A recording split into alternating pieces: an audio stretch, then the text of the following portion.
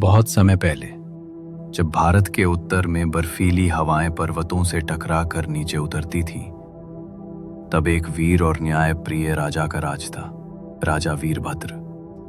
उनके राज्य का नाम था नागगढ़, और यह जगह रहस्यों, लोक कथाओं और पुरातन मान्यताओं से भरी हुई थी। लेकिन इन सब के बीच वीरभद्र अपने साहस, तेज निर्णय और एक अद्भुत साथी के लिए सबसे अधिक पहचाने जाते थे।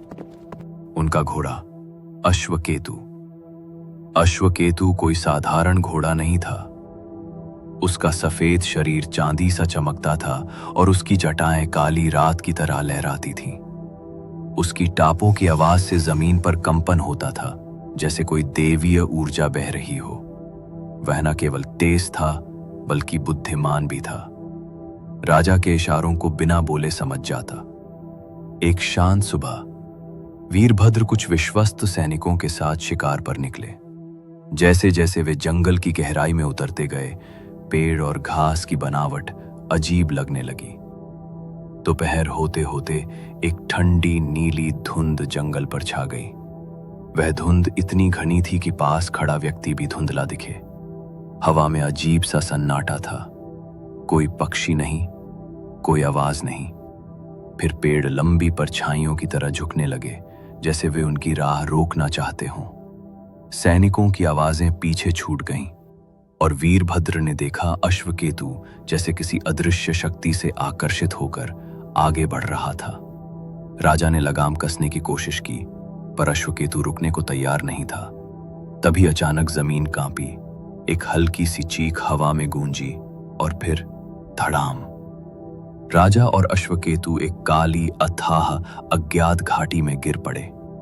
नीचे कुछ नहीं था, न जमीन न अंत, बस अंधेरा। वीरभद्र जब होश में आए तो पहली बार उनके भीतर भय की लहर दौड़ी। चारों ओर देखा और महसूस किया कि ये दुनिया वैसी नहीं थी जैसी उन्होंने कभी देखी हो। ये कोई प्राकृतिक जगह नहीं थी।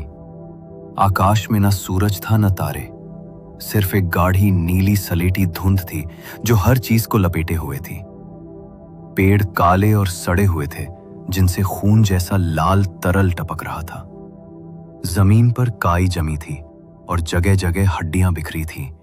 हवा में सड़े मांस की दुर्गंध तैर रही थी, मानो कई आत्माएं यहां वर्षों से सड़ रही हों। ये जगह थी छायालोक, एक भूतिया लोक जहां समय रुक जाता है, जहां आत्माएं अटक जाती हैं। न दिन होता है न रात, सिर्फ धुंध, सन्नाटा और एक भयानक स्थिरता। राजा ने वहां से बाहर निकलने की कई कोशिशें की। उन्होंने अपनी तलवार से रास्ते बनाए, शाखाओं को काटा, छायाओं से लड़ा, पर हर बार वो लौटकर उसी जगह पहुंच जाते। एक टूटा हुआ झूला जो बिना हवा के भी हिलता रहता था, और उसके ऊपर पेड़ की शाखाओं पर सड़ी हुई लाशें झूलती थीं। उनकी सूनी आंखें वीरभद्र को घूरती रहतीं, जैसे वो उसे पहचानती हों। राजा वीरभद्र, जो रणभूमि में सैकड़ों दुश्मनों से नहीं डरे, आज पहली बार अपनी ही सांसों की आवाज सुन रहे थे। एक रात जब वीरभद्र एक विशाल पत्थर के नीचे थके और निराश होकर बैठे थे, अश्वकेतु उनके पास चुपचाप लेट गया। जंगल शांत था, पर उसके भीतर एक अनकही बेचैनी थी।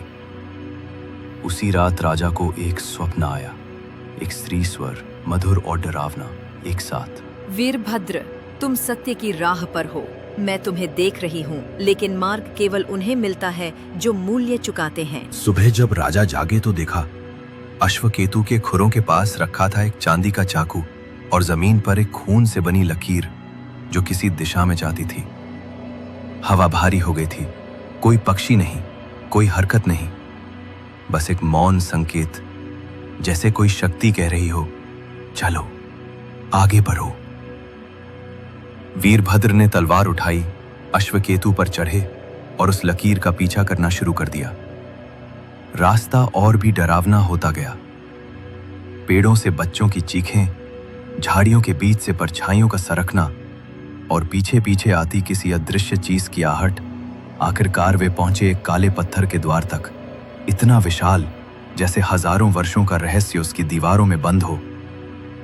द्वार पर लिखा था, जो जीवन और मृत्यु के बीच झांकता है उसे दोनों गंवाने पड़ते हैं। वीरभद्र ने पूरी ताकत से द्वार को धक्का दिया, लेकिन वो पत्थर की तरह अचल था।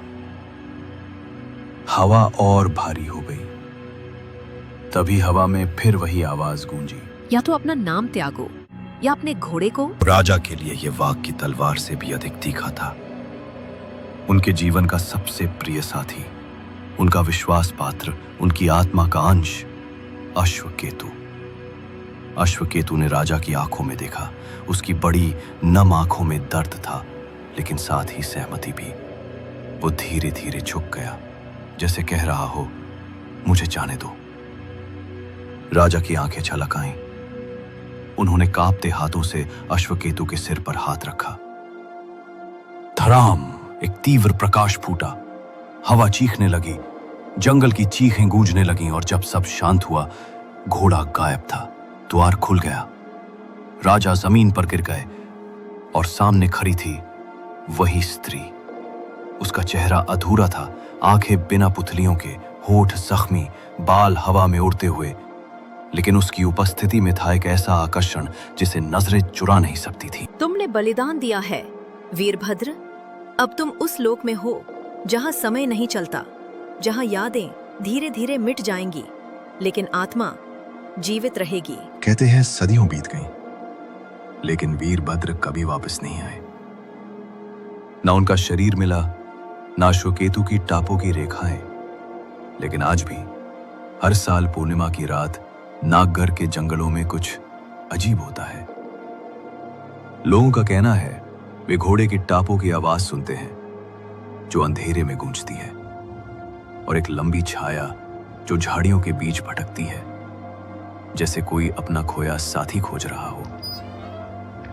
कभी कभी वो टूटा हुआ झूला भी बिना हवा के हिलता है, और एक स्त्री की फुसफुसाहट सुनाई देती है। सत्य के मार्ग पर चलो, वरना छाया लोग तुम्हारा इंतजार कर रहा है। कुछ विद्वान मानते हैं कि वीरभद्र आज भी जीवित हैं, किसी दूसरे लोक में, जहां समय ठहरा हुआ है, जहां उनका घोड़ा अब एक आत्मिक रक्षक बन गया है, और वो अदृश्य शक्ति अब उनकी नियति बन चुकी है। जब इस दुनिया में अत्याचार अपनी सीमा पार कर जाएगा, जब अंधकार इतना गहरा होगा कि सूर्य भी थम जाए, तब वीरभद्र फिर लौटेंगे। अश्वकेतु की टापों की गूंज फिर सुनाई देगी, और उस लोक का द्वार जो सदियों से बंद है, एक बार फिर खुलेगा।